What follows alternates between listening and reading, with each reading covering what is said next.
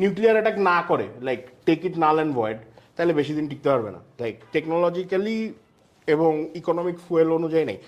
So ওরা কিন্তু কি করবে, ওরা কিন্তু এই ধরনের অ্যাটাকই করবে, যেটা আতে ঘা দিবে ইন্ডিয়ার, যে মনে করো যে যেখানে মনে করো যে সহজসভ্য মানুষ আর কি ইয়ে হবে, সেন্স স্টেটে থাকতে পারবে না। হ্যাঁ মানে এটা আসলে শুধু মিলিটারি মারামারি হলে কি হচ্ছে, মারতেছে 100 জন যুদ্ধ করতেছে, 100 জন যুদ্ধ করতেছে, এই 100 মানে হাইপোথেটিক্যাল নাম্বার 100 জন, এরা এদের ভিতরে মরতেছে, আদার পিপুল আর নট রিয়েলি ফিলিং বা রেশনালাইজিং যে ওখানে কি হচ্ছে। What's going on.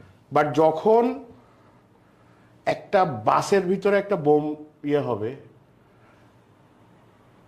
ওই বাসের ভিতরে যারা ছিল আশেপাশে বা যারা এই জিনিস ওই একই বাসে যারা এভরিডে যায়, তারা আমার মনে হয় আগামী 1 বছর একটা ট্রমায় থাকবে ওই বাসে ওঠার সময়, যে বাসে উঠলে এই ধরনের একটা আশঙ্কা মানে আতঙ্ক। সো আমার কাছে মনে হয় ওই মিলিটারি অ্যাটাকের থেকে এই ধরনের অ্যাটাক ইয়ে, এবং পাকিস্তানের ক্যাপাবিলিটি ওই দিকটাই বেশি। হ্যাঁ, সো আমার কাছে আই গেস যে এইরকম যদি কোনো কিছু এখন ঘটেও যায়, যেখানে পাকিস্তান এরকম কিছু একটা ঘটায় ফেলছে, এরকম একটা মেগা একটা ইভেন্টে, দ্যাট উড বি ভেরি আগলি।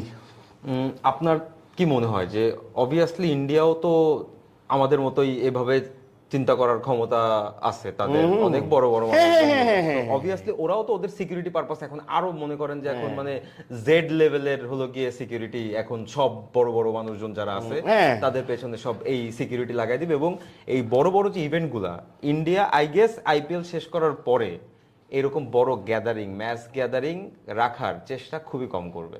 হ্যাঁ, কারণ অলরেডি মনে করেন যে এরকম আত্মঘাতী বোমা হামলা মুম্বাই কথা তো আপনার মনে আছে ভাই, 10-15টা ম্যাচ বাকি আছে। যাই হোক, সো এটা দিয়ে আমরা শেষ করতেছি এমার্জেন্সি পডকাস্ট শেষ।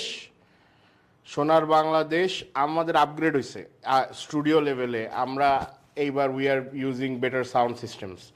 সো তারপরে যদি স্টুডিও ভাড়া লাগে তাহলে অবশ্যই যোগাযোগ করবেন। Thank you, good by.